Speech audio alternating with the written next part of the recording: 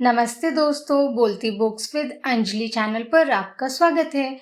आज पढ़ेंगे बाल महाभारत कथा भाग 26 राजदूत संजय के प्रश्नोत्तर।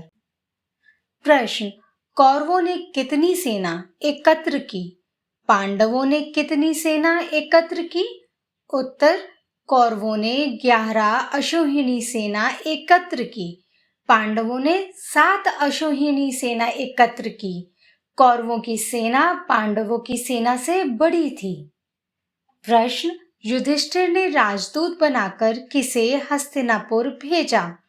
उत्तर: युधिष्ठिर ने पांचाल नरेश के पुरोहित संजय को राजदूत बनाकर भेजा। प्रश्न: हस्तिनापुर में राजदूत संजय ने क्या कहा? उत्तर: राजदूत संजय ने कहा, युधिष्ठिर युद्ध नहीं चाहते, इसलिए पहले के समझौते के अनुसार आप उनका हिस्सा देने की कृपा करें और वह अपने सारे दुख भूल जाएंगे। प्रश्न: यह सुनकर भीष्म ने क्या कहा? उत्तर: भीष्म बोले, यह सही है और उन्हें उनका राज्य वापस दे दिया जाए। प्रश्न: भीष्म की बात पर कर्ण ने क्या कहा? उत्तर: भीष्म की बात पर कर्ण को क्रोध आया।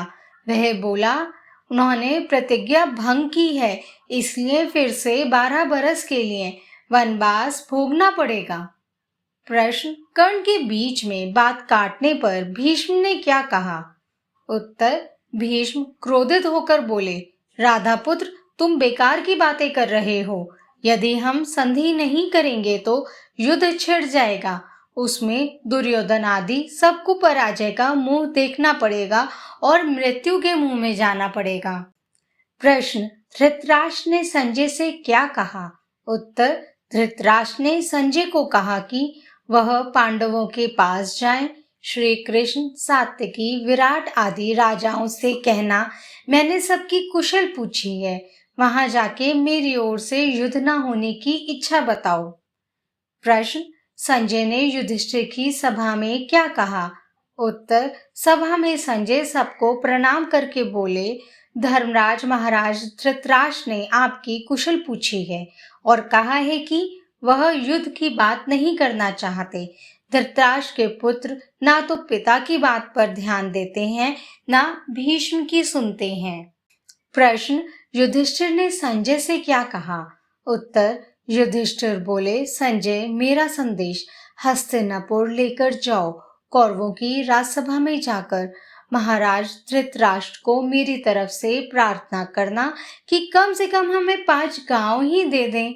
हम पांचों भाई इसी में संतोष कर लेंगे और संधि करने को तैयार होंगे। प्रश्न: संजय की बात पर भीष्म ने क्या कहा?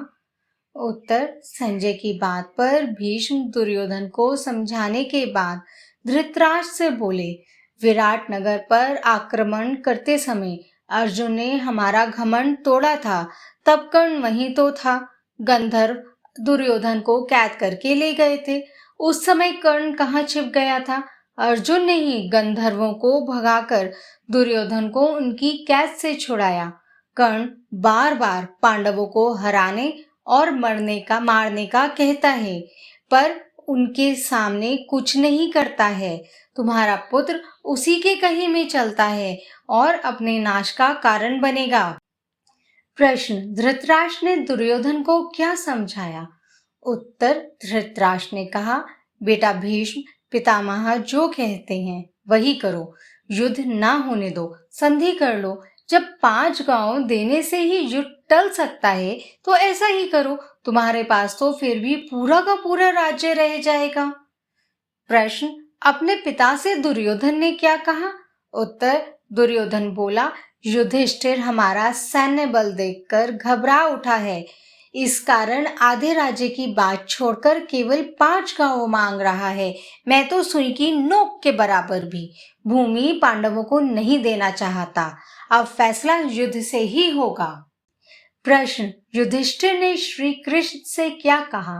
उत्तर: युधिष्ठिर ने श्री कृष्ण को बताया कि उन्होंने सिर्फ 5 गांव मांगे थे। वे वो भी नहीं दे रहे, आप कुछ सलाह दें। प्रश्न, युधिष्ठिर की बात पर श्री कृष्ण ने क्या कहा? उत्तर, श्री कृष्ण बोले कि वह स्वयं हस्तिनापुर जाएंगे और युद्ध को रोकने की कोशिश करेंगे। प्रश्न, युधिष्ठिर कृष्ण को हस्तिनापुर जाने से क्यों रोक रहे थे? उत्तर, युधिष्ठिर को दुर्योधन पर बिल्कुल भी विश्वास नहीं था। उन्हें डर था कि वह श्री कृष्ण पर वार करेगा। प्रश्न, श्री कृष्ण युधिष्ठिर के मना करने पर भी हस्तिनापुर क्यों गए? उत्तर, श्री कृष्ण दुर्योधन से भली भांति परिचित थे, फिर भी कोशिश करना चाहते थे ताकि किसी के कहने की गुंजाइश ना रहे कि उन्होंने शांति के लिए प्रयास नहीं किया और वह हस्तिनापुर के लिए चले गए। बाल महाभारत कथा भाग 26 के प्रश्नोत्तर समाप्त होते हैं। अगला भाग शांति दूत श्री कृष्ण है। उम्मीद है यह वीडियो आपको पसंद आया होगा और आपको अपने एग्जाम की तैयारी करने में, रिवीजन करने में मदद करेगा। वीडियो को लाइक और शेयर करिएगा, चैनल को सब्सक्राइब करिएगा। इसी तरह के और एजुकेशनल कंटेंट के लिए हमारे चैनल पे जाएं। वीडियो देखने के लिए धन्यवाद। Take care, bye bye.